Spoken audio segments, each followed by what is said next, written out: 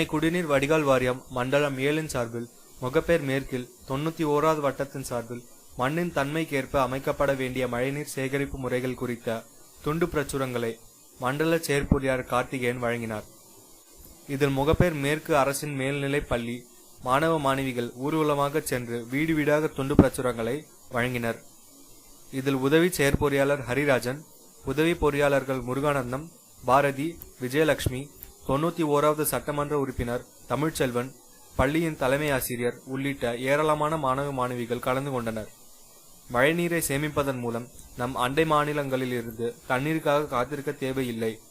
இதன் மூலம் நிலத்தடி நீர் அதிகரித்து நமது கிணறும் மற்றும் ஆழ்துணை கிணறுகள் தண்ணீர் மட்டம் அதிகரிக்கும் என்பது